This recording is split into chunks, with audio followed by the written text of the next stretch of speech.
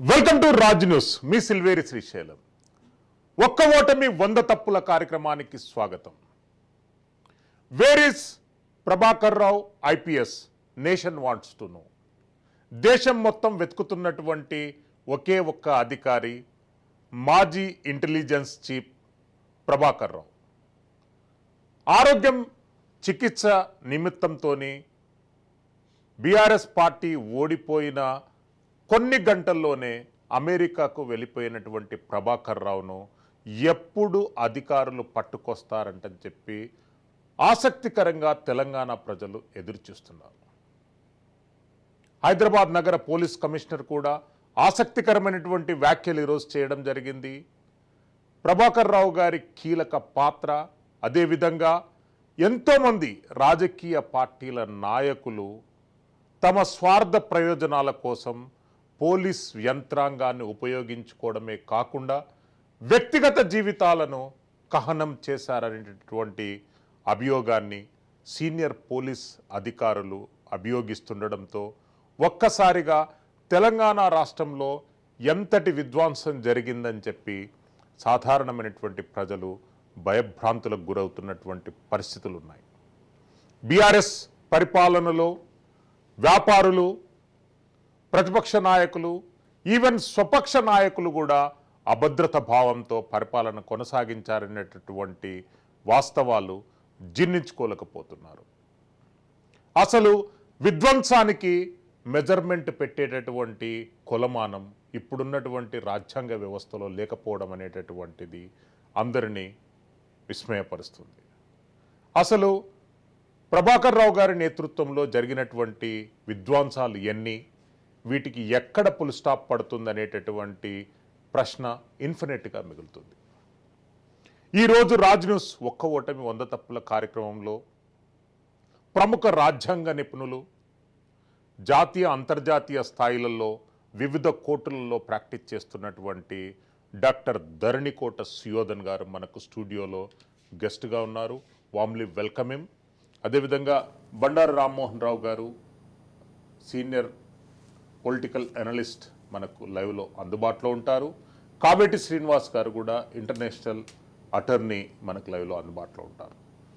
Doctor Dharanikota Suyodhan గారు, phone tapping case అనేటటువంటిది సాధారణంగా మనం గతంలో చాలా సందర్భాలలో ఫోన్ ట్యాపింగ్ అంటనంటే ఒక టార్గెటెడ్ గ్రూప్ను ప్రభుత్వము వాళ్ళ కంట్రోల్లో పెట్టుకోవడానికి చేసేటటువంటి ఒక పరికరం, దాన్ని చట్టబద్ధంగా లీగల్ ఫ్రేమ్వర్క్లో వివిధ డిపార్ట్మెంట్ల అనుమతితో చేసేటటువంటి ప్రక్రియ అని చెప్పి తెలుసు. దాని మీద కూడా ఎంతో వరకు ధిక్కార స్వరాలు మనకి వినిపించాయి. కానీ తెలంగాణ రాష్ట్రంలో జరిగినటువంటి ఫోన్ ట్యాపింగ్ కుంభకోణం అనొచ్చు, దీన్ని ఒక స్కామ్ అనొచ్చు. కొంతమంది వ్యక్తిగత ప్రయోజనాల కోసం ఒక వ్యవస్థను, వ్యక్తులను నాశనం చేసినటువంటి వైనం తెలంగాణ రాష్ట్రంలో మనకు పునరావృతమైంది. ఎట్లా అంటే మీరు ఎట్లా స్పందిస్తారు ఈ అంశంపై? థ్యాంక్ యూ శ్రీశైలం గారు, మీరు మమ్మల్ని ఇక్కడికి పిలిచినందుకు చాలా ఆనందంగా ఉంది. ఎందుకంటే ఈ టాపిక్ చాలామంది ఏమనుకుంటారంటే, అరే ఫోన్ ట్యాపింగ్ అంటే మన ఫోన్ ట్యాప్ అవ్వలేదు కదా, మనకేంటి, ఏదో పెద్ద పెద్ద పోలీసు వాళ్ళు కదా ఏదో చేసుంటారు, క్రిమినల్స్ని పట్టుకోవడానికి కదా ట్యాప్ చేసుంటారని. ఫోన్ ట్యాపింగ్ అనేది క్రిమినల్స్ని పట్టుకోవడానికి మాత్రమే ఉపయోగించాలి. అది కూడా ఎలాగా, మీరు చెప్పినట్టుగా ఒక ఫ్రేమ్వర్క్ ఉంటుంది. సెక్షన్ 5(2) ప్రకారంగా దేశం ఒక సావరెనిటీ కానీ సెక్యూరిటీ కానీ చాలా క్లిష్ట పరిస్థితుల్లో ఉంటే ఫలానా వాళ్ళ ఫోన్ ట్యాప్ చేయొచ్చు అని చెప్పి పర్మిషన్ పెడితే, ఆ పర్మిషన్ అప్రూవల్ వస్తే, వచ్చిన తర్వాత ఆ అప్రూవల్ని respective telephone company nodal agency, nodal ఆఫీసర్తో మాట్లాడి దాన్ని ఆ కాల్ రికార్డ్స్ని తీసుకోవడం కానీ ఆ ఫోన్ని ట్యాప్ చేయడం కానీ జరగచ్చు. ఇవి మనకి క్రిమినల్ కేసెస్ ఫైల్ చేసిన వాళ్ళకి అగెయిన్స్ట్గా అయితే పర్వాలేదు. అంటే పలానా వాళ్ళు, అరే వీళ్ళు విజయ్ మాల్యా దేశం తప్పిపోతున్నాడు, ప్రాబ్లం అవుతుంది, అతని ఫోన్ని ట్యాప్ చేస్తే అతను ఏ లొకేషన్లో ఉన్నాడు, ఎక్కడ వెళ్తున్నాడో చేయొచ్చు అని చెప్పి ఇండియాలో ఉన్నంత వరకు అది చేయడానికి కుదురుతుంది. అంతే తప్ప ఎవరిని పడితే వాళ్ళని ఫోన్ ట్యాప్ చేయడం, ఎవరిని పడితే వాళ్ళు ఎక్కడున్నారో, వాళ్ళు ఏం సంభాషిస్తున్నారో, వాళ్ళ బెడ్రూమ్లో మాట్లాడుకునే విషయాలు ఏమిటి, భార్యాభర్తల మధ్యటువంటి ఏం సంభాషణ జరుగుతుంది అని అది తెలుసుకుని దాన్ని బ్లాక్మెయిల్ చేయడానికి ఏదైతే ఉదంతాలు మనం ఏదైతే న్యూస్ మనకు బయటకు వస్తుందో ఇవన్నీ తీవ్రంగా గాయపరుస్తాయి. ఎథికల్గా మోరల్గా కూడా చాలా తప్పు అని చెప్పి నేను చెప్పగలుగుతున్నాను. కాన్స్టిట్యూషన్ పరంగా చూస్తే రైట్ టు ప్రైవసీ అని ఒకటి ఉంటుంది Srisailam garu. Right to privacy is an engrained fundamental right. మనకు పుత్తుస్వామి జడ్జ్మెంట్ వచ్చిన తర్వాత నుంచి మనకి తెలిసింది ఏంటంటే 2017లో it is a part of not just article 21 but also 14, 19, 21 put together it is a part of that golden triangle in the constitution. మన దేశం ఇంత ఆనందంగా ఉండడానికి, ప్రజలు ఇంత ఆనందంగా ఉండడానికి కారణం ఆర్టికల్ 14, 19 and 21. మనకి అంబేద్కర్ గారు అది కాన్స్టిట్యూషన్లో ఉంచినప్పుడు కానీ, కాన్స్టిట్యూషనల్ ఫోర్ ఫాదర్స్ మనకు అందులో పెట్టినప్పుడు కానీ, మనం డిబేట్స్లో చూసినా కానీ ఈ రైట్ టు ప్రైవసీ అనేది ఎందుకు ఇంపార్టెంట్ అంటే, ఇప్పుడు మీరు ఉన్నారండి, మీరు పక్కన ఇంట్లో ఎవరితో ఏదో మాట్లాడుతున్నారు, పక్కింటి వాళ్ళు దాన్ని రికార్డ్ చేసి యూట్యూబ్లో పెట్టారనుకోండి, మీ పరిస్థితి ఏంటి? మీరు పక్కింటి వాళ్ళ మీద కేసు వేసుకుంటారు. పక్కింటి వాళ్ళు కాబట్టి మీకు తెలుసు చేస్తారు. అదే మీ ప్రభుత్వం రికవర్ అవుతారు. ఆ డ్యామేజ్ కూడా మీరు పక్కింటి వాళ్ళని ఆలోచించగలుగుతారు. అదే ప్రభుత్వమే చేస్తుంటే, మీరు నమ్మినటువంటి ప్రభుత్వమే చేస్తుంటే, ఆ ప్రభుత్వంలో కూడా పోనీ ఎస్ఐఓ సిఐఓ చేస్తున్నాడంటే డిఎస్పీకో ఎస్పీకో కంప్లైంట్ చేస్తారు. ఎందుకు? ఆ ఎస్పీఓ డిఎస్పీఓ చెప్పుంటారు, లేకపోతే చెప్పకుండా చేస్తుంటారని చెప్పి. ఎవరైతే ఇంటెలిజెన్స్ చీఫ్ ఉన్నారో ఆయనే చేస్తున్నారంటే ఆయన ఎవరి మాట విని చేస్తున్నారు అనేది మనం ఇక్కడ చాలా తీవ్రంగా ఆలోచించి ప్రశ్నించాల్సిన విషయం. ఆయన సొంతంగా చేయడానికి ఆయనకి ఏం లాభం వస్తుంది? ఆయన సొంతంగా చేస్తుంటే ఆయన ఎందుకు పారిపోవాల్సిన అవస్థితి వచ్చింది? పారిపోయిన తర్వాత కనబడకుండా ఎందుకు పోయాడు? ఇవన్నీ కూడా ప్రభుత్వంలో నుంచి దిగిపోయినటువంటి కొన్ని రోజుల్లో జరిగినటువంటి విషయం. అంటే ఒక ప్రభుత్వం ఉంది, ఆ ప్రభుత్వం కింద డిఐజీగా పనిచేస్తున్నారు ఇంటెలిజెన్స్కి. ఆ పొజిషన్ నుంచి తప్పుకున్న వెంటనే పారిపోవాల్సిన పరిస్థితి ఏమొచ్చింది? పారిపోవాల్సిన ఎందుకు చెప్తున్నానంటే అండి, ఐపీఎస్ రూల్స్ ప్రకారం కూడా, సివిల్ సర్వీసెస్ రూల్స్ ప్రకారం ఎనీ సర్వింగ్ ఆఫీసర్ ఏదైనా లీవ్ వెళ్తున్నా, ఎక్కడికైనా వెళ్తున్నా, వాళ్ళు మొత్తం వాళ్ళ వేరబౌట్స్ ఇచ్చి వెళ్లాల్సి వస్తుంది. Because they are still a government servant. వాళ్ళు గవర్నమెంట్కి అటు ప్రభుత్వానికి రెస్పాన్సిబుల్. ఇవాళ ముఖ్యమంత్రి కేసీఆర్ గారు కావచ్చు, రేవంత్ రెడ్డి గారు కావచ్చు, రేపు పొద్దున కిషన్ రెడ్డి గారు కావచ్చు, ఎవరన్నా అవ్వచ్చు, కానీ వాళ్ళకి ప్రభుత్వానికి వాళ్ళు ఎక్కడికి వెళ్తున్నారు, ఎక్కడ ఉంటున్నారు అని చెప్పాల్సినటువంటి డ్యూటీ ఉంది. చెప్పుండొచ్చు, చెప్తే మనకి ఇప్పుడున్న ప్రభుత్వం మనకు చెప్పాలి ఆయన ఎక్కడున్నారని చెప్పి. చెప్పకపోతే పాత ప్రభుత్వం చెప్పాలి ఆయన ఎక్కడ పంపించారని చెప్పి. ఇద్దరూ చెప్పకపోతే సిబిఐకి అనుమతి ఇవ్వాలి ఇన్వెస్టిగేట్ చేయడానికి, ప్రోబ్ చేసి నిజాలేవో బయటికి తీసుకురావాలని.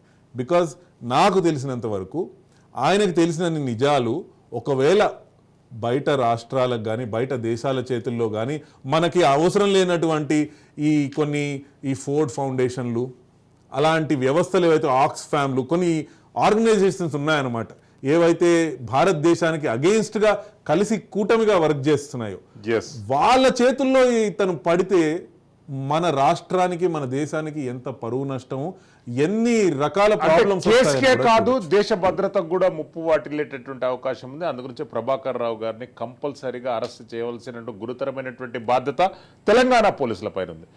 సుయోధన్ గారు మళ్ళీ వస్తారు. బండా రామ్మోహన్ రావు గారు, ఫోన్ ట్యాపింగ్ కేసులో కీలక మలుపు చోటు చేసుకుంది. సైబర్ టెర్రరిజంకు సంబంధించినటువంటి సెక్షన్లు కొన్ని యాడ్ చేస్తూ పోలీసులు సప్లిమెంట్ మెమోను గౌరవ న్యాయస్థానం ముందు ఫైల్ చేశారు. ఎట్లా అంటే ఏ రకంగా ఎట్లా ఉంటుందండి ఈ అంశం పైన? శ్రీశైలం గారు, మీకు శ్రీధర్ గారికి, సుయోధన్ గారు, సుయోధన్ నమస్కారం. న్యాయవాదిగా వారు చెప్పిన విషయాలతో పూర్తిగా ఏకీభవిస్తూనే కొంచెం అదనంగా కొన్ని విషయాలు చెప్పదలుచుకున్నాను. ప్లీజ్. ప్రభుత్వాలు ఏవైనా, ఇవాళ ఆధునిక ప్రజాస్వామ్య ప్రభుత్వాలైనా, గతంలో రాచరిక ప్రభుత్వాలైనా, ఏవైనా కూడా చేసే పని ఏమిటంటే తమ ప్రభుత్వం మీద ప్రజల అభిప్రాయం తెలుసుకోవడానికి గూఢచర్యం నిర్వహిస్తారు. అది లీగలా ఇల్లీగలా అంటే లీగల్ కొన్ని ఉంటుంది, ఇల్లీగల్ కొన్ని ఉంటాయి. ఉదాహరణకు పూర్వంలో త్రేతాయుగంలో రామరాజ్యంలో కూడా గూఢాచారులు వెళ్తే ఒక చాకల ఆయన సీత గురించి మాట్లాడితే దాన్ని శిరసాన వహించి, అది సీతను అడవుల పంపడం కరెక్టా కాదా అది వేరే మానవత సమస్య, మానవీయ కోణం స్త్రీల హక్కుల సమస్య. కానీ ఆనాడు అదే రామచంద్రుడు ఏం చేసిండు, ప్రజాభిప్రాయాన్ని గౌరవించి ఆమెను అడవులకు పంపేయండి. అంటే ఒక మంచి కోసం ఆ గూఢచర్యం ఉపయోగపడేది. లేకపోతే ఆ చాకలాయని పిలిచి 4 వీపు బదులు కొడితే నేను అనలేదు అనేవాడు, అయిపోతాయి, ఆయన రాజ్యం చేసేవాడు. అట్లా కాలే. అందుకని నేను ఏమంటున్నానంటే ఆనాటి నుంచి ఈనాడు దాకా కూడా రాజ్యంలో ఏ రాజ్యమైనా గూఢచర్య నిర్వహిస్తుంది. ఇందులో 2 రకాలు, ఒకటి లీగల్, 2 ఇల్లీగల్. ఇంతకుముందు చట్టాల గురించి మాట్లాడినా కదా మనం. ఎస్, చట్ట ప్రకారం అయితే వామపక్ష తీవ్రవాదమైన, మత తీవ్రవాదమైన, లేకుంటే రాజ్యానికి వ్యతిరేకంగా ఎవరైనా పౌరులు గాని, విదేశీ పౌరులు గాని చేసే కుట్రలను భగ్నం చేయడానికి, తీవ్రవాద చర్యలను, ముఖ్యంగా ప్రభుత్వాన్ని పడగొట్టే చర్యలను ఎవరైనా చేస్తే దాన్ని అరికట్టడానికి వీలుగా ముందు జాగ్రత్త చర్యగా ఇది చేయొచ్చు.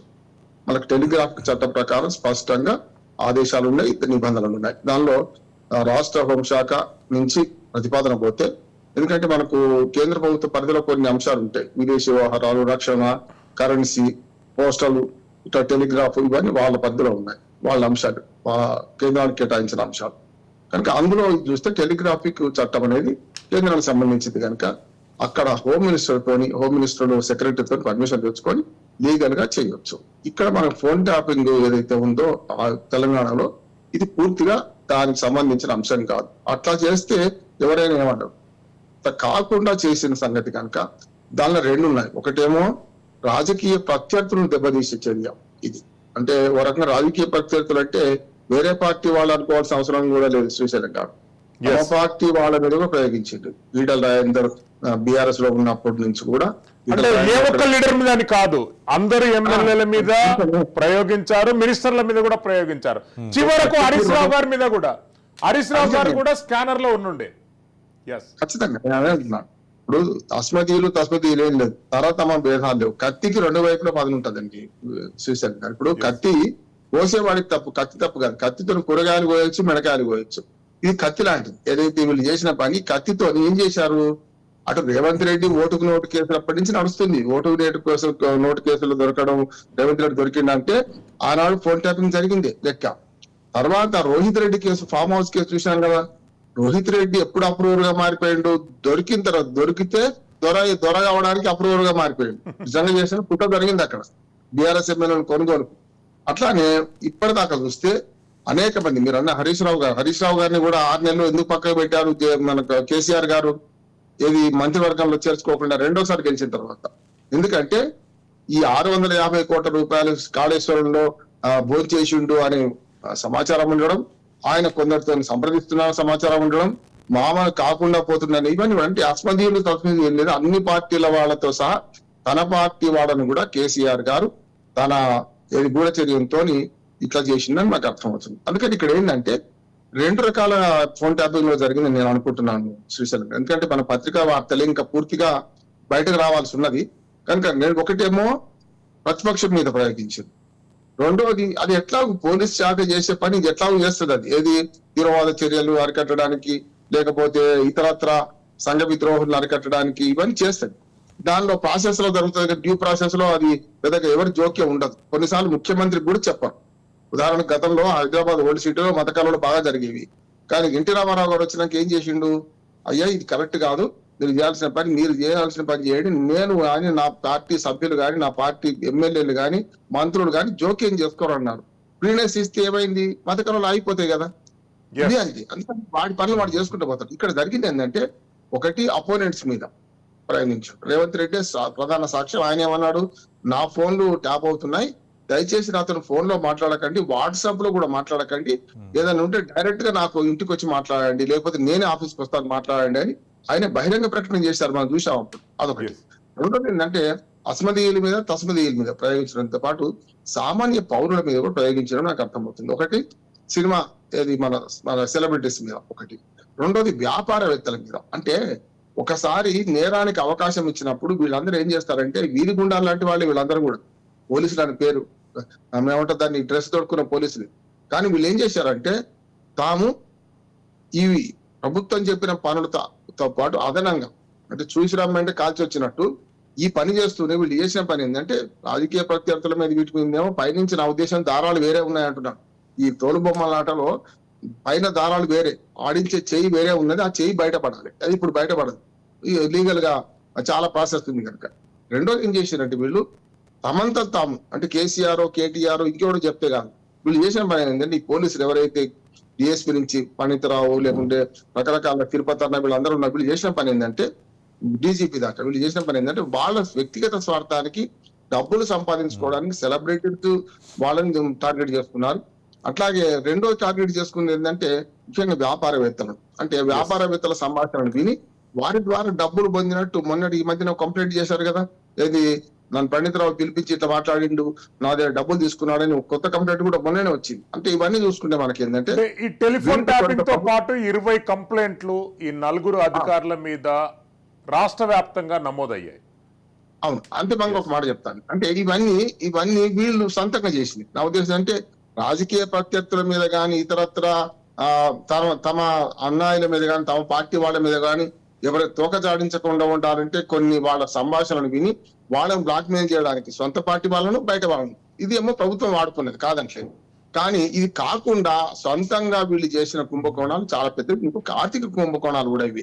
వ్యాపారవేత్తలను బెదిరించి డబ్బు తీసుకోవడం, రియల్ ఎస్టేట్ లో జోక్యం చేసుకొని వారి ద్వారా రిజిస్ట్రేషన్ చేసుకోవడం చాలా జరిగినాయి. హైదరాబాద్ చుట్టుపక్కల విలువైన స్థలాన్ని కూడా అట్లా జోక్యం చేసుకొని వీళ్ళు చేశారు. సివిల్ పంచాయతీల్లో తలదూర్చడం ఇవన్నీ చేశారు. అంతిమంగా ఒక పని చేయొచ్చేదంటే ఈ ప్రభుత్వం గత 3 నెలలుగా రాజకీయ ప్రత్యర్థులను టార్గెట్ చేసుకొని వాళ్ళు ఎట్లా చేశారో ఈ పాత ప్రభుత్వాన్ని బదనాం చేసే క్రమం కాకుండా దీనిలో రిజల్ట్ సాధించే పని చేయాలంటే ఏం చేయాలి? పాత డీజీపీ ఉన్నారు, వాళ్ళు బయటకు పోయిండ్రు, ఆయన తెప్పేయడం పెద్ద సమస్య అంటారు. లుక్అవుట్ నోటీస్ ఇష్యూ చేయొచ్చు కదా అంటున్నాడు. ఏ దేశంలో ఉంటుంది? ప్రపంచంలో భూమండలం మీదే ఉన్నాడు కదా. ప్రభుత్వం తలుచుకుంటే రాజు తలుచుకుంటే దెబ్బల కొదువా అన్నట్టు ప్రభుత్వం తలుచుకుంటే రామ్మోహన్ రావు గారు మళ్ళీ వస్తాను మీ దగ్గరికి. అంటే దాని సప్లిమెంట్ గానే నేను ఆయన రప్పించాలి, నిజాలు నిగ్గు తెచ్చాలంటున్నాడు. లేకపోతే ఇది కేవలం రాజకీయంగా వాడుకోవడానికి మనకు వస్తుంది తప్ప ఆయన రప్పించక మొత్తం నిజాలు నిగ్గు తెచ్చకపోతే ఈ కేసు నయీం కేసు లాగా పోయే అవకాశం ఉందని నేను డాక్టర్ సుయోధన్ గారు, ఆల్రెడీ ఈ కేసులో ప్రభాకర్ రావు గారి పైన లుకౌట్ నోటీస్ గత మంతే రిలీజ్ అయింది. తాజాగా దాన్ని రెడ్ కార్నర్ నోటీస్గా కూడా 2-3 డేస్ క్రితమే కన్వర్ట్ చేశారు. లుకౌట్ నోటీస్, రెడ్ కార్నర్ నోటీసుల యొక్క లీగాలిటీ ఏంటి? ఫెడరల్ వ్యవస్థ, America federal government, federal intelligence ఉంటుంది, FBI ఉంటుంది. వాళ్లకు ఫోన్ ట్యాపింగ్ పైన 50% నెగిటివ్ ఉన్నారు, 50% పాజిటివ్ ఉన్నారు. ఆ దేశాలలో ఈ రెడ్ కార్నర్ నోటీసుల ఎన్ఫోర్స్మెంట్ ఎట్లా జరుగుతుంది? అక్కడ పరిస్థితి ఎలా ఉంటుందంటే అండి, రెడ్ కార్నర్ నోటీస్ కానివ్వండి, anything related to phone tapping కానివ్వండి, రైట్ టు ప్రైవసీని చాలా సీరియస్గా తీసుకుంటారు అమెరికాలో అనేది. కాకపోతే అమెరికా ఎలాంటి దేశం అంటే వాళ్ళ కంట్రీలో జరిగే వాటికి వాళ్ళు ఇచ్చే ఇంపార్టెన్స్ వేరుంటుంది, వేరే కంట్రీస్లో జరిగే వాటిని ఆ కాంటెక్చువల్ బేసిస్గా తీసుకుంటారు. ఇప్పుడు రీసెంట్గా హ్యూమన్ రైట్స్ వైలేషన్ గురించి మాట్లాడుతూ ఒక రిపోర్ట్ ఇచ్చారు, అందులో మణిపూర్ గురించి రాశారు. వాళ్ళకి దాని గురించి ఎంత తెలుసో తెలియదు కానీ ఏ ఆక్స్ఫామ్ నుంచో లేకపోతే ఇంకో కంపెనీ నుంచో లేదా ఏ ఫోర్డ్ ఫౌండేషన్ నుంచో వచ్చిన అంటే వాళ్ళకి ఈ పరిస్థితి తెలియక వాళ్ళు ఏదో అది కావాలని చేయకపోయి ఉండొచ్చు, కానీ ఇక్కడికి వచ్చి చూసి మన ప్రభుత్వాన్ని కనుక్కుని రాయరు.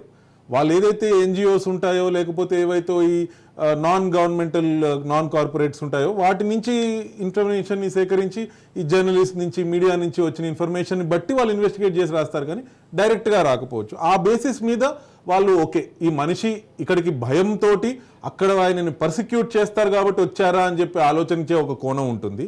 అది ఒక సగం మంది ఉంటారు. ఇప్పుడున్న ప్రభుత్వం ఏదైతే ఉందో డెమోక్రటిక్ గవర్నమెంట్, వాళ్ళకి డెమోక్రటిక్ పార్టీ గవర్నమెంట్ కాబట్టి వాళ్ళు జనరల్గా కొంచెం లెఫ్ట్ లీనింగ్ ఉంటారు కాబట్టి వాళ్ళ ఆలోచనలు లిబరల్గా ఉండి ఈ రకంగా ఉంటాయి.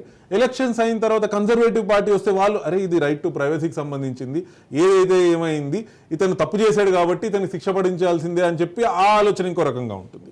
సో వాళ్ళు కూడా ఆ లీనింగ్స్ డిఫరెంట్గా ఉంటాయి. వాళ్ళ దేశంలో కనుక రైట్ టు ప్రైవసీ అనే ఒక ఇష్యూ ఇలాంటిది వస్తే కనుక డెఫినెట్గా ఇందాక రామ్మోహన్ రావు గారు చెప్పినట్టుగా ప్రక్షాళన చేయించి ఎవరెవరైతే ఏమేమి తప్పులు చేశారో అందరినీ బయటికి లాగి వాళ్ళని జైలు పాలు చేసేటువంటి పరిస్థితి వస్తుంది. ఇక్కడ మీరు గమనించాల్సింది ఏమిటంటే ఇందాక మనం మాట్లాడుకున్నట్టుగా రీసెంట్గా మనకి ముఖ్యమంత్రి గారు ఇంటర్వ్యూ చూసాం. చాలా ఏళ్ళు అయినట్టుంది మనం ముఖ్యమంత్రి గారు ఒక టీవీ స్టూడియోకి వెళ్ళి కూర్చుని ఒక ఇంటర్వ్యూ ఇచ్చి ఎలక్షన్ కదండి, ఎలక్షన్స్ అండ్ ఈ ఫోన్ ట్యాపింగ్ కూడా ఆ రేంజ్ కి తీసుకొచ్చింది అని చెప్పి నేను భావిస్తున్నా ఒక సిటిజన్ గా. కాదు, ఆయన డిఫెన్స్ చేసుకున్నటువంటి విధానంలోనే ఆయన అభద్రతా భావం కనిపించింది. ద వే ఈ డిఫెండెడ్ Correct. డైరెక్ట్ గా కరెక్ట్. ఇది పోలీసులు చేశారు, Correct. మాకు ప్రమేయం లేదు, నేను- పోలీస్ వ్యవస్థ సపరేటు, కరెక్ట్. ప్రభుత్వ వ్యవస్థ సపరేటు, అంటే పోలీసులంతా బలికా బక్రా అయిపోయారు. అవును, నేను ఇప్పుడు ఒకటే చెప్తానండి. మనం లీగల్ ప్రాక్టీస్ లో మీకు తెలుసు, మీరు లాయరే, నేను లాయరే, మనం ప్రాక్టీస్ చేస్తున్నప్పుడు క్రాస్ ఎగ్జామినేషన్ వెళ్ళినప్పుడు అడగకుండా ఎవరైనా ఏదన్నా వివరిస్తుంటే వాళ్ళు ఏదో దాచుకోవడానికి ఇస్తున్నారు అనేది Yes. కామన్ సెన్స్ తో మనం భావించగలిగేది. ఇందాక రామ్మోహన్ రావు గారు చెప్పినట్టుగా ఎన్టీ రామారావు గారు అప్పుడు ఫ్రీ హ్యాండ్ ఇచ్చారు, పోలీసులకు ఇచ్చేశారు అని అంటే ఆయన పోలీసులను కాపాడుతానని చెప్పి ఆయనకు చెప్పి చేశారు. తర్వాత వాళ్ళ మీద ఏదైనా కేసులు వస్తే ఆయన నిలబడ్డారు, పోలీసులు వాళ్ళకి ఎవరికి ఏమి జరగకుండా చూశారు. కానీ ఈ విషయంలో కేసీఆర్ గారు చేతులు ఎత్తేసారు. ఈ విషయంలో కేసీఆర్ గారు డైరెక్ట్ గా ఇప్పుడు చెప్పింది ఏంటంటే, ప్రభాకర్ రావు గారు మీరు ఎక్కడున్నా నాకు సంబంధం లేదు, Yes. మీరు ఏమైపోయినా నాకు సంబంధం లేదు, మీరు వచ్చి మీరు నా పేరు చెప్పినా కూడా నాకు సంబంధం లేదు.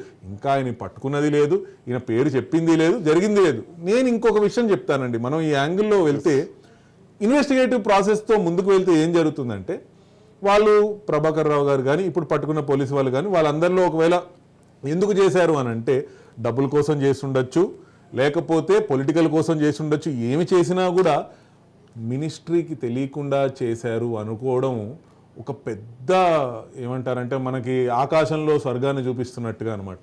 అంటే అరిచేతిలో స్వర్గాన్ని చూపించి మనల్ని మభ్య పెడుతున్నారు, మబ్బుల్లో పడేస్తున్నారు మనల్ని. Yes. అంతే తప్ప ఏ విషయము కూడా ముఖ్యమంత్రి గారు కానీ వాళ్ళ తనయుడికి కానీ తెలియకుండా జరుగుతుందనేది మీరు రోడ్ మీదకి వెళ్ళి చదువుకున్న వాళ్ళని అడిగినా, చదువుకోని వాళ్ళని అడిగినా, ఆటో వాళ్ళని అడిగినా, సాఫ్ట్వేర్ వాళ్ళని అడిగినా తక్కువని చెప్తారు. అలాంటిది మన ప్రజలకు తెలియదా అండి? తప్పకుండా తెలుసు అది ఏంటి అనేది. ఇంకొకటి, ఇప్పుడు వాళ్ళు తెలియదు అని చెప్పినా కూడా ఏ సమయంలో మీకు చెప్పారు, రిటర్న్ చెప్పారా, మెసేజ్లో చెప్పారా, వాట్సాప్లో చెప్పారా, కాల్ చేసి చెప్పారా, ఇవన్నీ చెప్పిన తర్వాత వాళ్ళ కాల్ రికార్డ్స్ ఇప్పుడు ఈ ప్రభుత్వం కూడా బయటికి లాగచ్చు. బయటికి లాగినప్పుడు ఆ మెసేజ్లు బయటికి రాకపోయినా ఈ టైంలో ఈ ఫోన్ నుంచి ఇక్కడ మెసేజ్ ఇచ్చిందంటే ఆ టైంలో ఆ చుట్టుపక్కల ఎవరెవరు ఉన్నారో కూడా మనం కనుక్కోవచ్చు. ఆ చుట్టుపక్కల మనకి సీఎం గారు కానీ, సీఎం గారి తనయుడు కానీ, కేటీఆర్ కానీ, కేసీఆర్ గారు కానీ ఎవరైనా ఉన్నారనుకోండి, అక్కడ ఎందుకు ఉన్నారని చెప్పి అక్కడి నుంచి డిస్కవరీకి వెళ్ళొచ్చు. సెక్షన్ 27 ఇండియన్ ఎవిడెన్స్ యాక్ట్ ప్రకారంగా మనం ప్రొసీడ్ అవుతే కనుక ఎవిడెన్స్ తీసుకుని ఈ ఎవిడెన్స్ కూడా బియాండ్ రీజనబుల్ డౌట్ ఉండాల్సిన అవసరం లేదు. డిస్కవరీ చేసి ఇన్వెస్టిగేషన్ ముందుకు తీసుకెళ్ళడానికి ప్రిపాండరెన్స్ ఆఫ్ ప్రాబబిలిటీ మీద వెళ్ళి సర్కమ్స్టాన్షియల్ ఎవిడెన్స్ అయినా సరిపోతుంది. ఇన్వెస్టిగేషన్ ముందుకు తీసుకెళ్ళడానికి మాత్రం, అరెస్ట్ చేయడానికి అనట్లా, ముందుకు తీసుకెళ్ళి వీళ్ళల్లో ఎవరైనా ఒక్కరు అప్రూవర్గా మారినా కూడా వీరు అన్నారు కదా, ఇప్పుడు వాళ్ళ అక్కగారు మాట్లాడినట్టుగా, వాళ్ళ చెల్లిగారు మాట్లాడినట్టుగా, సిస్టర్ మాట్లాడినట్టుగానే ఇప్పుడు కేటీఆర్ గారు కూడా TV9కి వచ్చి మాట్లాడారు, వేరే న్యూస్ ఛానల్స్కి వచ్చి మాట్లాడారు, కేసీఆర్ కూడా అలాగే వాళ్ళ ఫేవరెట్ న్యూస్ ఛానల్కి వెళ్ళి మాట్లాడారు. నేను అనేది ఏంటంటే అవసరం లేకుండా ఎక్స్ప్లెనేషన్స్ ఎందుకు ఇస్తున్నారు? ఇది పూర్వంలో జరిగిందండి ఆఫ్రికాలో, మీకు తెలిసే ఉంటుంది. మనం ముందు కూడా ఒకసారి ఎప్పుడో చర్చించుకున్నట్టున్న దీని గురించి. ఇదీ అమీన్ అని చెప్పి ఒక రూలర్ ఉండేవాడు. ఇదీ అమీన్ అనే రూలర్కి ఒక డాక్టర్ బెస్ట్ ఫ్రెండ్ ఉండేవాడు. ఒక యూరోపియన్ డాక్టరు, అమెరికన్స్ ఫ్రెండ్స్ ఉండేవారు. ఆయన ఒక స్టేజ్ తర్వాత ఎంత ఇన్సెక్యూర్ అయిపోయాడంటే వాళ్ళ సొంత భార్య ఫోన్స్, వాళ్ళ గర్ల్ ఫ్రెండ్స్ ఫోన్స్, వాళ్ళ బెస్ట్ ఫ్రెండ్ ఫోన్స్ కూడా ట్యాప్ చేసేసి వాళ్ళ మధ్యలో ఏం జరుగుతుందా అని విని దాన్ని పట్టి దానికి తగ్గట్టుగా నెక్స్ట్ డే మార్నింగ్ బిహేవియర్ ఉండేది. ఎవడేం తప్పు చేశాడో ఆగకుండా చంపించేసేవాడు. ఇక్కడేం జరిగిందంటే ఆ స్టెప్, ఎక్స్ట్రీమ్ స్టెప్కి వెళ్లకుండా ఇప్పుడు ఇందాక రామ్మోహన్ రావు గారు చెప్పినట్టుగా హరీష్ రావు గారిని పక్కన పెట్టడం 6 నెలల వరకు ఒక రకంగా చూసుకుంటుంటే ఇన్ఫర్మేషన్ రావడం, దాని మీద యాక్షన్ జరగడం జరిగింది. ఆ ఇన్ఫర్మేషన్ ఓన్లీ పోలీసుల వరకు మాత్రమే ఉండుంటే కనుక ముఖ్యమంత్రి గారు యాక్షన్ ఎందుకు తీసుకున్నారు? 6 నెలల పాటు ఇదే సర్కమ్స్టాన్సెస్ లో ఇదే టైంలో పక్కకు పెట్టాల్సిన అవసరం ఎందుకు వచ్చింది హరీష్ రావు గారికి? హరీష్ రావు గారిని మీరు ఎందుకు పక్కకు పెట్టారు? అదే టైంలో ఎందుకు పెట్టారు? ఇవి మనం కొన్ని క్వశ్చన్స్ ఈడీ కానీ, ఈ సిబిఐలు కానీ అడగాల్సిన వాళ్ళు అడగాల్సిన పద్ధతిలో అడిగినా, ఇప్పుడు ఓట్లేసే టైంలో ప్రజలు కూడా వాళ్ళని నిలదీసి అడిగితే ఆ సమాధానాలు చెప్తే అప్పుడు మనకు తెలిసి వస్తుంది. బండారు రామ్మోహన్ రావు గారు, దేశవ్యాప్తంగా కూడా తెలంగాణ రాష్ట్రంలో జరిగినటువంటి ఫోన్ ట్యాపింగ్ను రిఫర్ చేసుకుంటూ ప్రతిపక్షాలు అభద్రతా భావంలో ఉన్నటువంటి మాటలు చాలా పబ్లిక్గానే బహిరంగ సభలలో మనం వింటున్నాం. దీనికి పకడ్బందీగా ఒక న్యాయ వ్యవస్థను, ఒక లీగల్ ఫ్రేమ్వర్క్ను రూపొందించాలంటే మీ సజెషన్ ఏముంటాయి రామ్మోహన్ రావు గారు? అంటే ప్రభుత్వంలో లీగల్ ఫ్రేమ్వర్క్ ఉంది లేదని కాదు. లీగల్ కాకుండా కూడా ఇప్పుడు మన కేసీఆర్ గారు తన interview no I'm talking about illegal framework only whichever అంటే కాదు, విదేశాల నుండి ఇంపోర్ట్ చేసినటువంటి సాఫ్ట్వేర్ల పైనే నేను మాట్లాడుతున్నాను. అందుకని ఇప్పుడు ఏం చేయాల్సిందే, విదేశాల నుంచి సాఫ్ట్వేర్ దిగుమతి చేసుకుంటే, ఇజ్రాయిల్ నుంచి చేసుకుంటే ఎస్ దానికి పరిమితులు ఉన్నాయి కదా. ఎట్లొచ్చింది మామూలు దిగుమతి చేసుకునే వస్తువుల మీద చాలా కస్టమ్స్ డ్యూటీ అవి ఉంటాయి కదా. ఒకవేళ ఈ డబ్బు ఎక్కడి నుంచి చెల్లించారో కావాలి. కేసీఆర్ గారు సమాధానం చెప్పింది ఏంటంటే చాలా నీళ్లు నమ్మినారు. ఆయన చాలా గంభీరంగా మాట్లాడేవాడు. మొత్తం 4 గంటల ఇంటర్వ్యూలో చూస్తే మీకు చాలా వరకు పైన ఈ మాట ఇక్కడి నుంచే వచ్చింది, లోపలి నుంచి రాలే చాలా వరకు. అంటే అవసరం లేని విషయాలు కూడా ప్రస్తావిస్తూ వచ్చారు. అవసరం లేని విషయాలు కూడా చెప్పిన విషయం ఏంది అదే చెప్తున్నాను నేను. ఏంటంటే ఆయన చెప్పిన విషయం ఇల్లీగల్ గా నక్సలైట్లు పట్టుకుంటప్పుడు కొరియర్ వ్యవస్థ ధ్వంసం చేయడానికి, నక్సలైట్లు ఎక్కడ ఉందో తెలుసుకోవడానికి డబ్బులు ఎరగాల్సి ఇచ్చి ప్రయత్నం చేస్తారు. అట్లాగే మత కలవలు జరగకుండా, లేకుంటే వామపక్ష తీవ్రవాదంతో పాటు మత తీవ్రవాదాన్ని అరికట్టడానికి కూడా డబ్బులు ఎక్సెస్ మనీ అంటే నాన్ అకౌంటబుల్ మనీ ఎట్లా చేస్తారో చెప్పారు. అది వేరు, అది అవసరం లేదు అక్కడ. కనుక అట్లా చేశారు కొందరు, కనుక మాకు సంబంధం. రెండోది ఏంటంటే ఆయన బాగా మర్చిపోయిందంటే ఒక ముఖ్యమంత్రిగా రాష్ట్ర ప్రభుత్వం ఆధ్వర్యంలోనే శాంతి భద్రతలు ఉంటాయి, పోలీస్ వ్యవస్థ అంతా పూర్తిగా రాష్ట్ర ప్రభుత్వ ఆధ్వర్యంలో ఉంటాయి, ఆధీనంలో ఉంటాయి అనే మాటని ఎక్కడ చెప్పలేదు కదా. నాకు సంబంధం లేదంటే ముఖ్యమంత్రి కాదా మొన్నటిదాకా ఆయన. అది చాలా తప్పించుకునే విషయం అంటున్నాను. అక్కడ ఒకటి జరిగింది. రెండోది ఏంటంటే మనకు శ్రీశైలం గారు అంటే రెండోది ఏంటంటే మనకు మీరు అన్నది ఏదైతే ఈజిప్ట్ నుంచి దిగుమతి చేసుకున్న పెగాసిస్ సంస్థ, పెగాసిస్ గురించి పెద్ద ఎత్తున గొడవ జరిగింది కదా. మరి అటువంటి అప్పుడు ఈజిప్ట్ నుంచి దిగుమతి చేసుకున్న వస్తువులు డబ్బులు ఎవరిచ్చారు ఈజీగా అంటే నేనేమంటున్నాను, పాత ఆయన ఎట్లాగూ తప్పు చేసిండు. కొత్త ప్రభుత్వం ఏం చేయాలంటే ఈ ఈజిప్ట్ నుంచి దిగుమతి చేసుకునే అంశం వస్తుంది కదా, దిగుమతి చేసుకుని ఎవరి పేరు మీద దిగుమతి అని ఎవరు డబ్బులు చెల్లించారు, గవర్నమెంట్ ఇచ్చిందా లేకుంటే ఇల్లీగల్ వేరే అకౌంట్ నుంచి పోయిందా, ఈజీగా సార్ నేను ఏమంటున్నాను. టెక్నాలజీ ఇంత పెరిగిన సందర్భంగా కేవలం రాజకీయ ఆరోపణలు చేసి ఎదురు వాటి మీద దాడి చేద్దామా, లేదు రాజకీయ ఆరోపణలకు అతీతంగా నిజాలు నిగ్గు చెల్లుద్దామా, ఈ రెండు ఉండాలి. నేనేమంటా కొత్త ప్రభుత్వానికి పాత ప్రభుత్వం తప్పు చేసింది, ఈ కొత్త ప్రభుత్వం ఏం చేయాలంటే నిజాలు నిగ్గు చేల్చే క్రమం అయితేనేమో ప్రజల ముందు ఇంకో రకంగా వస్తాయి.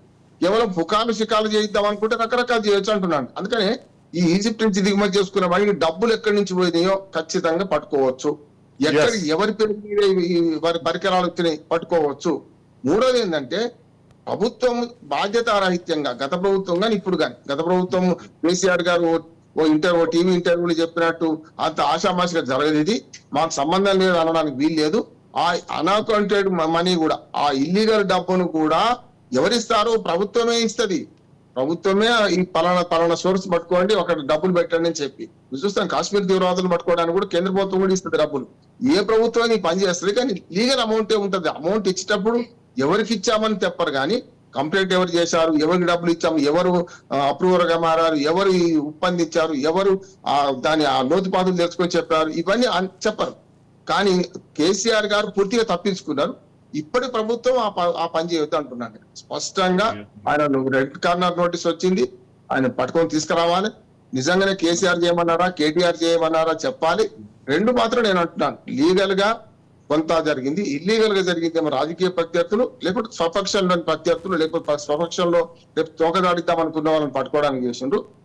కేవలం పోలీసులు చేసిన పని మాత్రం సెలబ్రిటీస్ కానీ వ్యాపారవేత్తలను బెదిరించడం కానీ, ఇందులో కొందరికి అధికార పార్టీకి ప్రమేయం లేదు నేను తేల్చి చెప్పను, కానీ ఎక్కువ స్వామి భక్తి చూపించిన వీళ్ళే తమకు అందిన అవకాశాలను బట్టి గొడవలు దొరికింది, నరికేసే క్రమంలో వాళ్ళ శత్రువుని నరికేసుకున్నారు, లేకపోతే వాళ్ళకి ఆదాయం మార్గాలు నరికేసుకున్నారు. ఆ రకంగా చేశారని నేను అనుకుంటున్నాను. ఎస్, మనతో పాటు ఇంటర్నేషనల్ అటర్నీ కావేటి శ్రీనివాస్ గారు మనకు జైనారు. కావేటి శ్రీనివాస్ గారు, తెలంగాణ టెలిఫోన్ ట్యాపింగ్ కుంభకోణం అమీర్పేట్ టు అమెరికా వరకు విస్తరించింది. ప్రధాన నిందితులుగా భావిస్తున్నటువంటి అధికారులు ప్రస్తుతం అమెరికాలో తలదాచుకుంటున్నారు. ఏంటి వాళ్ళను ఈ ఇన్వెస్టిగేషన్కి అనుకూలంగా తీసుకురావడానికి గల వెసులుబాట్లు ఏమున్నాయి? శ్రీనివాస్ గారు, కెన్ యూ హియర్ మీ? ఇప్పుడు ఎప్పుడైతే క్రైమ్ జరుగుతుంది, ఇప్పుడు there are types of crimes అండి. ఇప్పుడు there are minor crimes, major crimes. ఇది దేశానికి సంబంధించిన, దేశం అంటే ఇప్పుడు స్టేట్ కు సంబంధించిన క్రైమ్స్, అంటే సెంట్రల్ గవర్నమెంట్ కి కానీ స్టేట్ గవర్నమెంట్ కి కానీ సంబంధించిన క్రైమ్స్ ఇవి.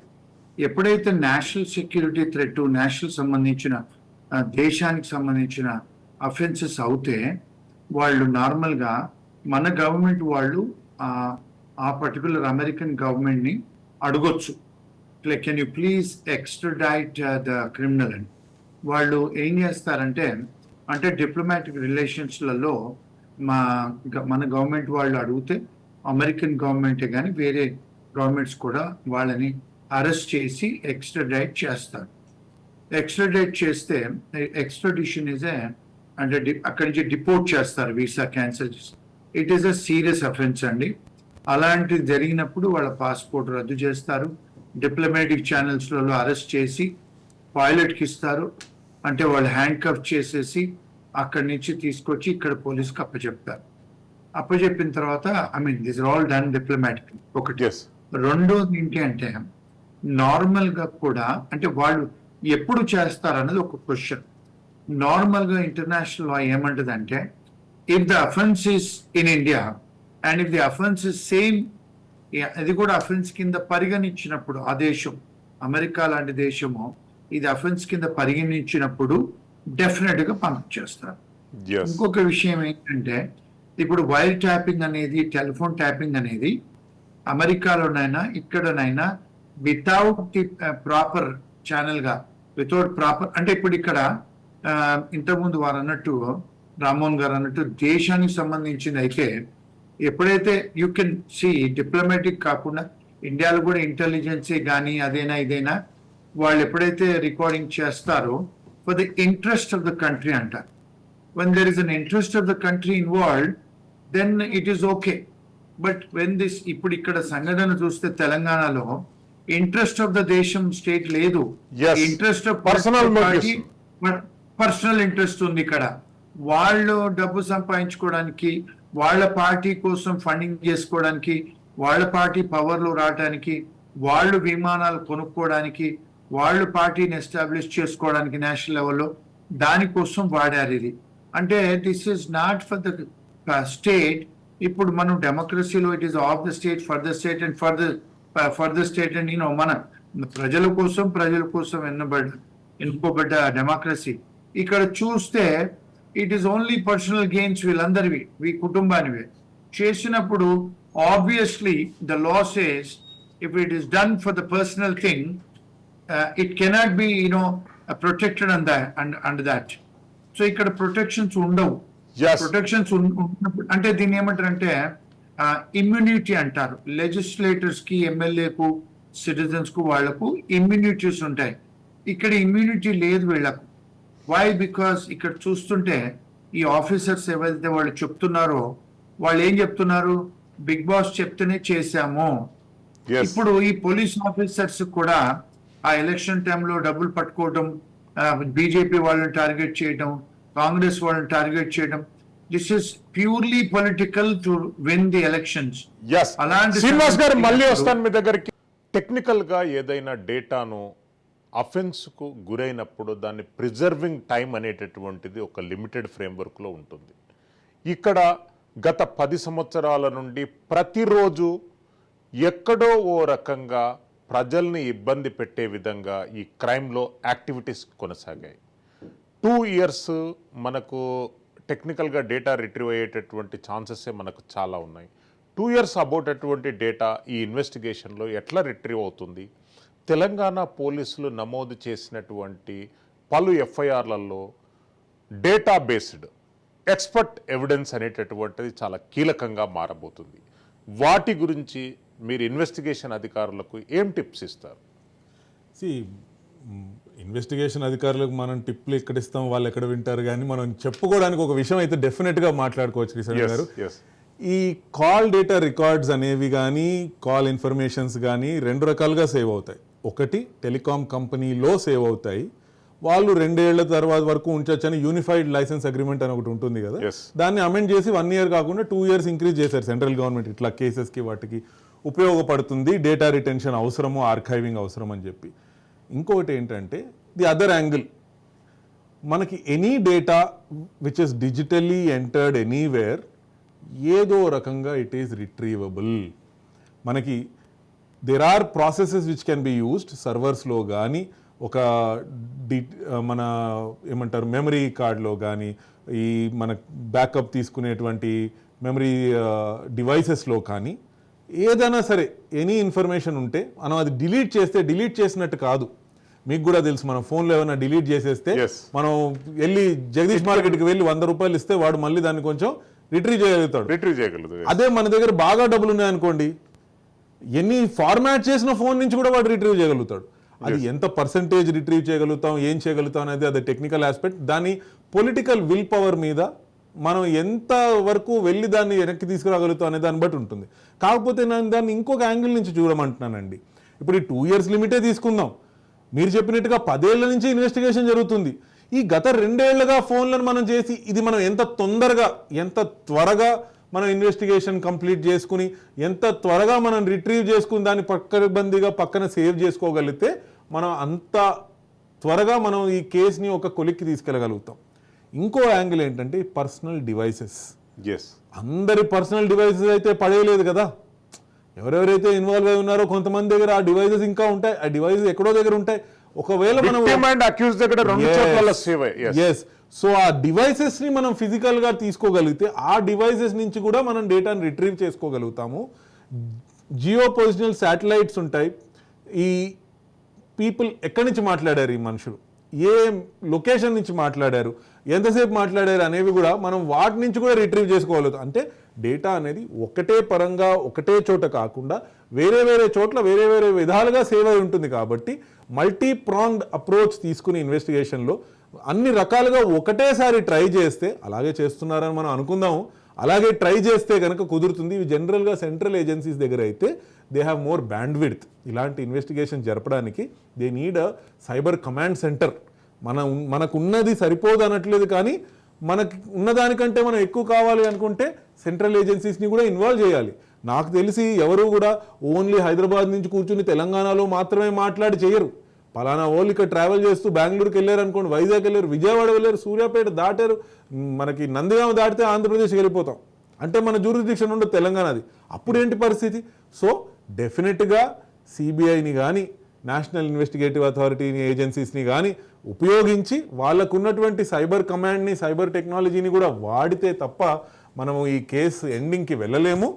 ఒకవేళ చేయాలి అనుకుంటే నేను అదే మాట్లాడుతున్నా. మనకి ఇప్పుడు మన ముఖ్యమంత్రి గారు ఉన్నారు, ఆయన దీని గురించి చెప్పారు, ఇలా చేశారు అలా చేశారని చెప్పి. మనకు ఆయనకి అంత ఇన్ఫర్మేషన్ తెలిసినప్పుడు ఒక వైట్ పేపర్ రిలీజ్ చేయడం కానీ, ఒక ప్రెస్ కాన్ఫరెన్స్ పిలిచి ఈ నంబర్లకి ఇన్ఫర్మేషన్ జరిగిందని చెప్పడం కానీ, సిబిఐతో కలిసి ఒక జాయింట్ యాక్షన్ కమిటీ కానీ, ఒక రిటైర్డ్ సుప్రీంకోర్టు జడ్జి కానీ హైకోర్టు జడ్జితో కానీ జ్యుడిషియల్ కమిటీని కానీ వేయడం కానీ, ఇలాంటి నిష్పక్షపాత న్యూట్రల్ కమిటీస్ని వేసి న్యూట్రల్ ఇన్వెస్టిగేషన్ జరిగితే కానీ మనకు కూడా కొంచెం భరోసా వస్తుంది ప్రజలుగా. అరే పాత ప్రభుత్వం ఇలా చేసిందే, కొత్త ప్రభుత్వం దీన్ని పొలిటికల్ మైలేజ్ కోసం వాడుకోవడమే కాకుండా, వాడుకోమనండి నేను వద్దనట్లా, పొలిటికల్గా వాడుకోండి, కానీ ప్రజలకి నేను దగ్గర అవ్వాలనుకుంటున్నాను, వాళ్ళ రైట్స్ని నేను కాపాడాలనుకుంటున్నాను. కానీ ఒక్క మెసేజ్ ఇస్తే మనకు కూడా తెలుస్తుంది ఏంటంటే మీరు చెప్పినట్టుగా పోలీసు వాళ్ళు వాళ్ళ వరకు వాళ్ళు సంపాదిద్దామని కాదు, అవి కూడా నేషనల్ లెవెల్లో పార్టీని స్థాపించేద్దాం అన్న ఒక ఐడియాతోటి ఆ డబ్బులకు కూడా పొలిటికల్ పార్టీస్కి ఏమైనా సంబంధం ఉందా?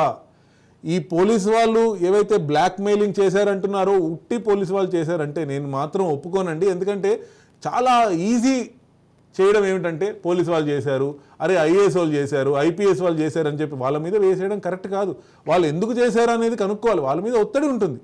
ఇప్పుడు వాళ్ళకో బాస్ ఉంటాడు, మీకో బాస్ ఉన్నట్టే, నాణ్యత మీద బాస్ ఉన్నట్టే, మన ఇంటికి వెళ్తే మనకు బాసులు ఉన్నట్టే వాళ్ళకు కూడా వాళ్ళ ఆఫీస్లో 24/7 బాసెస్ ఉంటారు.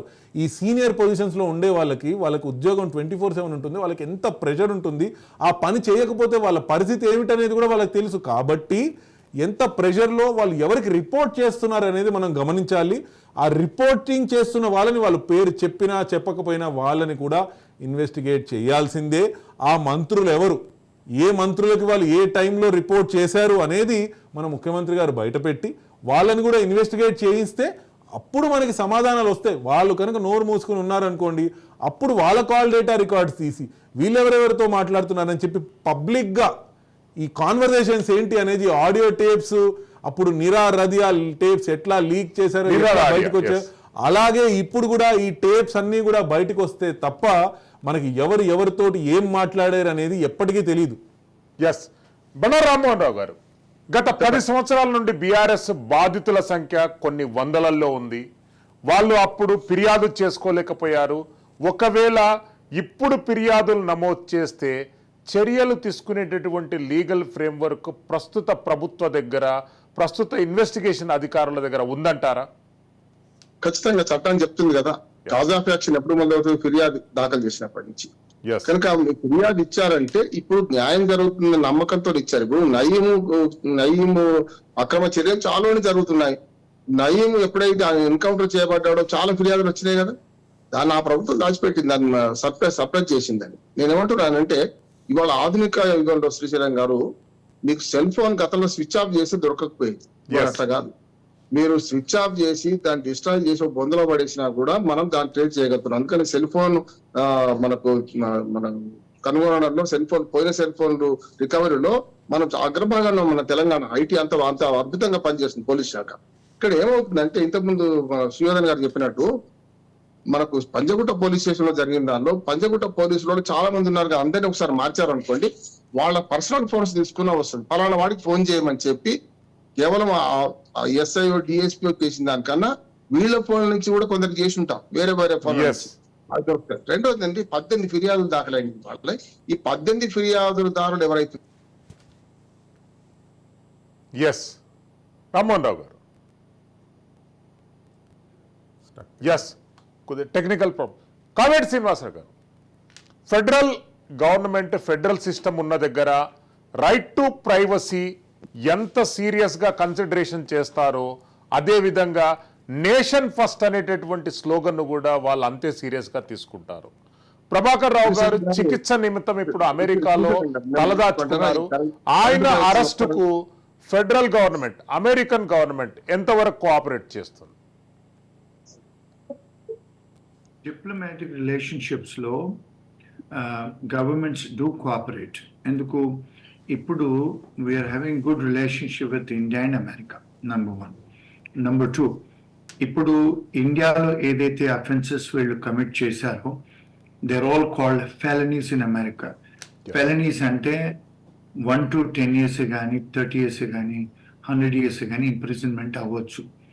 వై? బికాస్ ఇంతకుముందు కూడా గతంలో కూడా వాటర్ గేట్ స్కాండల్ అయింది, ఇలాగే పెద్ద పెద్ద ఆఫీసర్స్ పట్టుబడ్డారు and they will go to jail in America.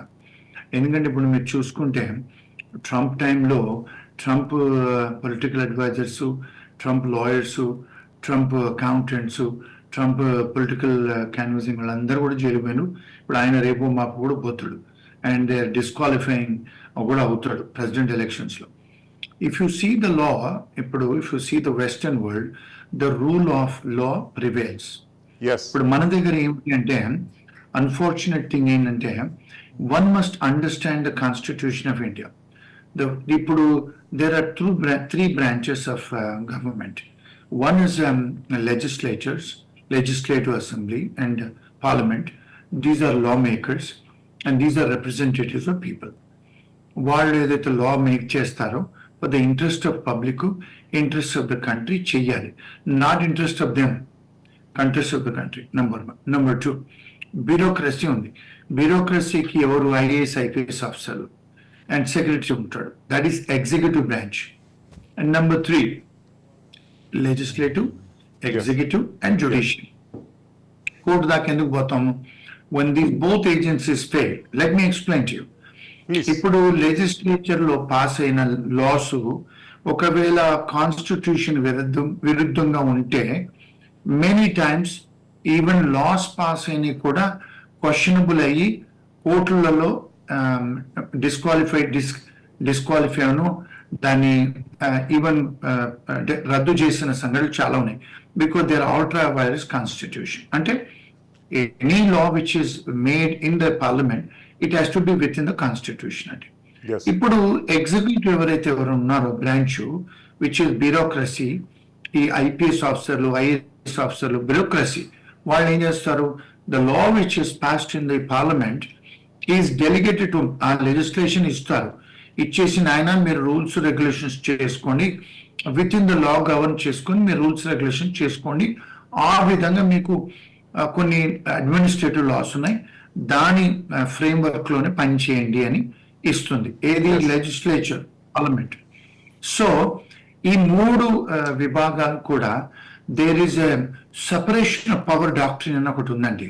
Separation of powers doctrine. Unfortunately ఇక్కడ ఏ పార్లమెంటరీకి అర్థం కాదు, ఏ ప్రజలకు అర్థమయ్యే సావదు ఇది. అంటే ఏమిటి, పార్లమెంట్ చేసే పని పార్లమెంట్ చేయాలి, పాస్ ఆఫ్ ద లా. ఇప్పుడు ఇక్కడ ఇండియాలో తెలంగాణలో ఎమ్మెల్యేలు, ఎంపీలు, మినిస్టర్లు, చీఫ్ మినిస్టర్ అనేంత మాత్రాన ఆయన పెద్ద దేవుడు కాదు డెమోక్రసీలో. He is an elected representative. He's been appointed as a minister amongst all the ministers. Yes. That is the reason the word came as chief minister. You're not a monarch. No kingu కాదయ్యా. ఇప్పుడు గత ప్రభుత్వము king లాగా decision తీసుకున్నారు. We are not in monarchy, we are in democracy. ఓకేనండి. Number 1. Number two ఇప్పుడు ఈ executive branch ఎవరైతే ఐఏఎస్ ఆఫీసర్స్, ఐపీఎస్ ఆఫీసర్స్ ఉన్నారో వాళ్ళకు కూడా administrative law, rules and regulations ఉన్నాయి. జనరల్ డైరీ అని ఉంటుంది, ప్రోటోకాల్స్ ఉంటాయి. వాళ్ళు విత్ ఇన్ దట్ ఫ్రేమ్వర్క్ పని చేయాలి. వినండి sir, let me complete sir please. Srisailam గారు, లీగల్ అనాలిసిస్ చెప్తా, నాకు ఎవరి మీద ఎవరిని అవసరం లేదు. నాకు I'm not here to do conduct media trial. It's not my business and I don't come from any political party. I have 5 law degrees and 3 PhDs. Okay. ఇప్పుడు 4వది, ఇప్పుడు ఇక్కడ లెజిస్లేచర్ వాళ్ళు చెప్పినవి 5 సంవత్సరాల నుండి వెళ్ళిపోతారు. వీళ్లకు ఎగ్జిక్యూటివ్ బ్రాంచ్ కు they are IAS and IPS officers. Examinations are conducted in a central level and they work for central government and part of the salary is paid from the state exchequer. అంటే ఏమిటి, నీ జీతాలు కొంత state వాళ్ళు tax pay చేసినవి, కొంత వాళ్ళు central government వాళ్ళు పే చేసినవి, ఆ డబ్బుల నుంచి తీసే నీకు జీతాలు ఇస్తారు. అంటే you come under the definition of a public servant. In constitution and in administrative law there are 100 laws. Even IPC also says you are a public servant. Yes. If you do anything wrong, you are liable to be punished under the IPC, Indian Penal Code. ఇప్పుడు chief minister కు, మినిస్టర్లు కూడా అందరు కూడా జీతాలు మనవే పోతాయి. శ్రీశైలం గారు, it comes from the public Exchequer. అంటే ఏమిటి, మనం కట్టిన ట్యాక్సెస్ నుంచే వెళ్తాయి. అంటే జడ్జెస్ కూడా అందులో నుంచే వెళ్తాయి, పబ్లిక్ ప్రాసిక్యూటర్స్ కూడా అందులో నుంచి వెళ్తాయి, కోర్టు స్టాఫ్ కూడా అందులో నుంచి వెళ్తాయి, పోలీసు వాళ్ళు కూడా అందులో నుంచి వెళ్తాయి. అంటే ఏంటి, you come under the definition of a public servant. You have to take a decision in the interest of public, not in your personal interest. If you do anything in your personal interest, that is called abuse of power. That means the law said you cannot abuse the power. నీ power ఇచ్చామయ్యా ప్రజల కోసం, ప్రజల వల్ల ఎన్నుకోబడ్డవు, నువ్వు ప్రజల కోసమే చెయ్యాలి. నువ్వు అది తీసుకొని చేయకుండా నువ్వు పవర్లో రావడానికి 2-3 సార్లు ఆ పాలిటీషియన్స్, ఆ bureaucrats, they are worked for that particular political party.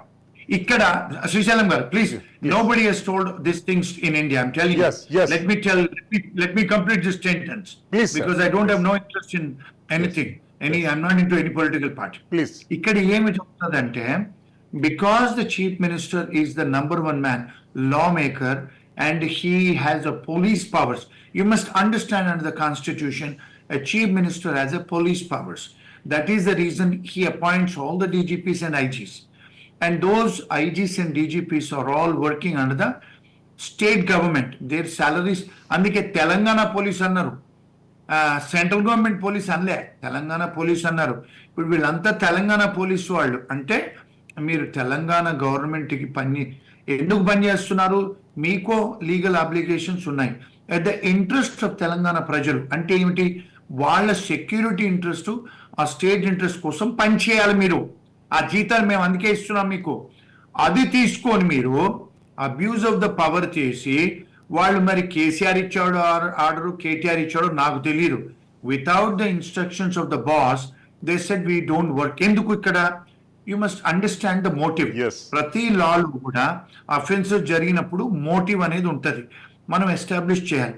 Motive అంటే ఏంటి, నీకున్న కోరిక ఏంటి, ఎందుకు చేసావు తప్పు పని, there is a motive behind it. A motive ki evardundi? There is a conspiracy. It is not done by one guy. It is done by bunch of people, bunch of politicians, bunch of bureaucrats. It is done by bunch of people. Yes, You Kavadi understand what I Srinivas mean? garu, I'll come to you again. You please conclude. Yeah.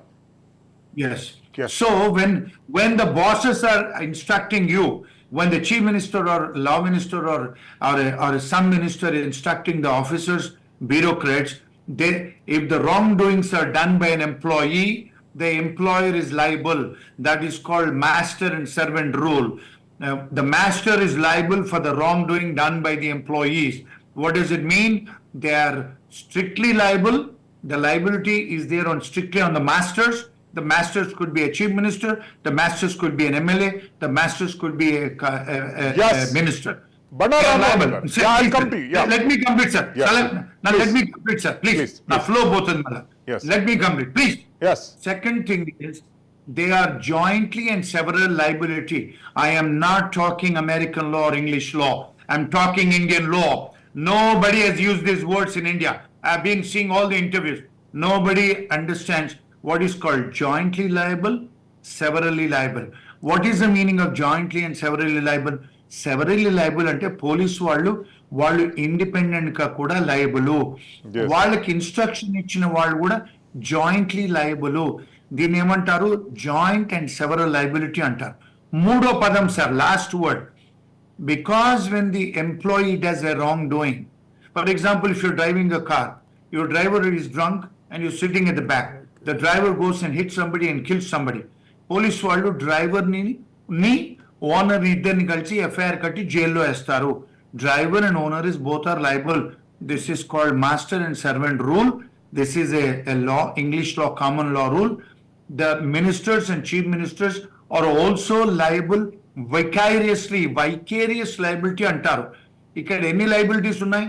Joint and several liability, vicarious liability and constructively liable. నాకు తెలియకుండా చేశారు employees అంటానికి లేదు. Yes. This is called constructive liability. These are called theories of punishment and these are called liability issues. Yes. Nobody has touched it today. No lawyer or no journalist, no politician is talking of this. Thank you. Thank you. Yes. Thanks for your valuable feedback. If these doctrines are applied in this countries, in this context, all the politicians they are reporting to them because the home minister is liable. Who is the home minister? The same thing I am Because the asking home Mr. Rammohan Rao. Rammohan Rao garu. చెప్పండి.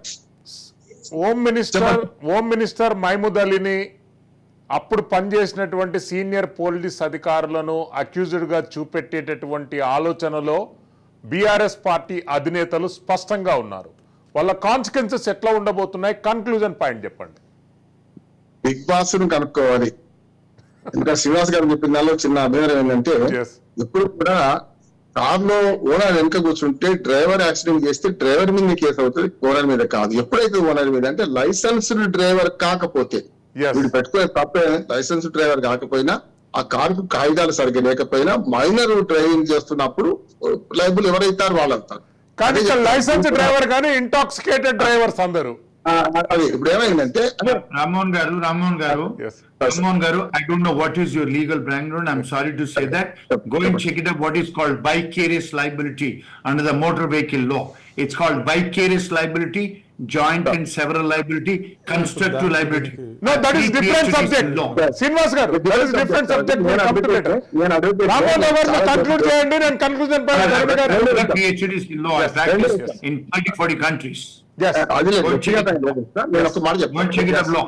Yes. The master and servant rule, go and check it up law, Ramon. Right, right. Go and check it up. Master and servant rule. Suyodhan గారు, These conclusion bureaucrats point are reporting ఎక్కడ to end అవుతుంది? ministers, telephone both are tapping liable. Case ఎక్కడ end అవుతుంది? I think Yes. మనం కొంచెం Big divert Boss అయిపోయాము. కనుక్కోవాలి. Yes. Several No diversion, లేదు. please. No The diversion, ministers are please. liable. కొంచెం డైవర్ట్ అయిపోయాం Home మనం. Minister is liable. మనకి మన CM is ఇండియాలో liable. కూడా అందరూ మాట్లాడతారు ఇవన్నీను. ఇండియాలో లాయర్స్ కూడా చాలా కేపబుల్ ఉన్నారు. రామ్మోహన్ రావు గారు చెప్పింది కూడా కరెక్టే, మనం మాట్లాడేది కరెక్టే.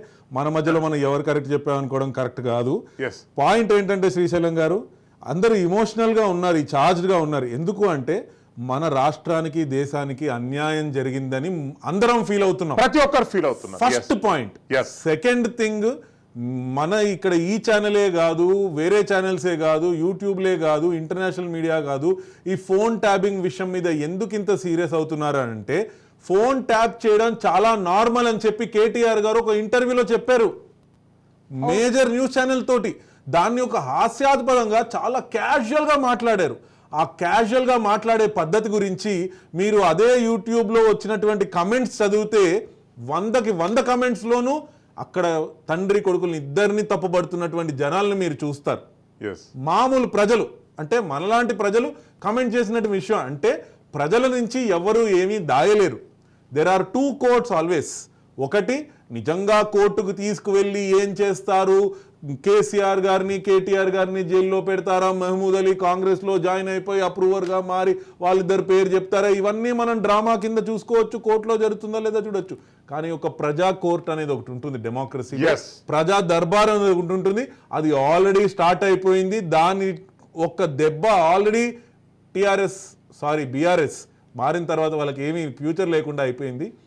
ఎందుకంటే వాళ్ళకి భారత ప్రభుత్వం అన్నా భారత రాజ్యాంగం అన్నా విలువలు కనబడట్లేదని చెప్పి నా పర్సనల్ ఒపీనియన్. ఆ విలువ కనుక ఉండుంటే కనుక రైట్ టు ప్రైవసీ అనే ఆస్పెక్ట్ని అంత ఈజీగా తీసుకోరు. నేను ఏదైతే అది చేయగలుగుతానని అనుకోరు. ఇందాక శ్రీనివాస్ గారు చెప్పినట్టుగా ఒక రాయల్టీ నన్నెవరు టచ్ చేయలేడు, నేనేమన్నా చేయగలుగుతాను అని ఎవరైతే అనుకున్నారో వారు ఇమ్మీడియట్ టపాల్ మన కింద పడ్డారు. మనం భారతదేశంలో చూసాం, ఇందిరాగాంధీ లాంటి వారు కూడా ఎమర్జెన్సీ ఇంపోజ్ చేసినంత తర్వాత కూడా దిక్కు లేకుండా పోయేటువంటి పరిస్థితి వచ్చింది. రాజీవ్ గాంధీ లాంటి వాడు కూడా బోఫోర్స్ కేసు మూలాన క్షమాపణ చెప్పాల్సిన పరిస్థితి వచ్చింది. ఇప్పుడు కూడా నేను అదే చెప్తున్నాను, కేసీఆర్ కావచ్చు, రేవంత్ రెడ్డి గారు కావచ్చు, ఎవరన్నా కావచ్చు, అసదుద్దీన్ ఓవైసీ కావచ్చు, ఎవరన్నా కావచ్చు, తప్పు చేస్తే కనుక ప్రజా దర్బార్లో వాళ్ళు సమాధానం చెప్పాల్సినటువంటి పరిస్థితి ఉంటుంది. లీగల్గా రేవంత్ రెడ్డి గారికి కానీ నిజంగా నేను ముఖ్యమంత్రిని, ప్రజల ఓట్లు తీసుకుని వచ్చాను, వాళ్ళకి నేను అన్యాయం చేయకూడదు అనుకుంటే కనుక ఈ కేసుని త్వరలో ఒక జ్యుడిషియల్ కమిటీ కానీ, ఒక ఆల్ పార్టీ కమిటీని కానీ, లేకపోతే ఒక సుప్రీంకోర్టు జడ్జితో కానీ, సిబిఐ తోటి కానీ ఒక న్యూట్రల్ నిష్పక్షపాత ఒక ఇన్వెస్టిగేషన్ జరిపించి అతి త్వరలో జరిపించి ఒక రిపోర్ట్ని పెట్టి వైట్ పేపర్ రిలీజ్ చేసి ఎవరెవరు ఫోన్ ట్యాప్ చేశారు, ఆయనకేం ఇన్ఫర్మేషన్ తెలుసో ప్రజలందరికీ చెప్పి పొలిటికల్గా మాత్రమే కాకుండా ప్రజల కోసం కూడా ముఖ్యమంత్రిని అని చెప్పి ప్రూవ్ చేసుకుంటే ఇది ఒక సదుపయోగంగా చేసుకుని. థ్యాంక్ యూ సుయోధన్ గారు, థ్యాంక్ యూ రామ్మోహన్ రావు గారు, థ్యాంక్ యూ శ్రీనివాసరావు గారు. ఏది ఏమైనా కానీ తెలంగాణ రాష్ట్ర ప్రభుత్వము బీఆర్ఎస్ ఆధ్వర్యంలో కొనసాగినటువంటి టెలిఫోన్ ట్యాపింగ్ భారతదేశంలోనే కాకుండా ప్రపంచవ్యాప్తంగా కూడా ఒక ఆర్గనైజ్డ్ మాఫియా, ఆర్గనైజ్డ్ క్రైమ్లలో ఒకటి అని చెప్పి వక్తుల అభిప్రాయంలో వ్యక్తం చేశారు.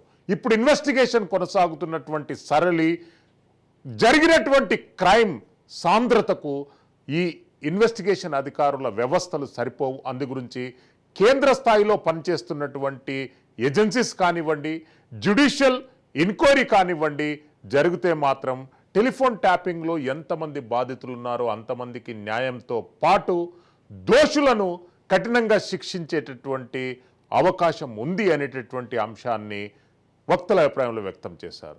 రాజ్ న్యూస్ ఒక ఓటమి 100 తప్పుల కార్యక్రమంలో పాల్గొన్న వక్తలందరికీ ధన్యవాదాలు తెలియజేస్తున్నాము. Keep watching Raj news. Silveri Srisailam for Raj news.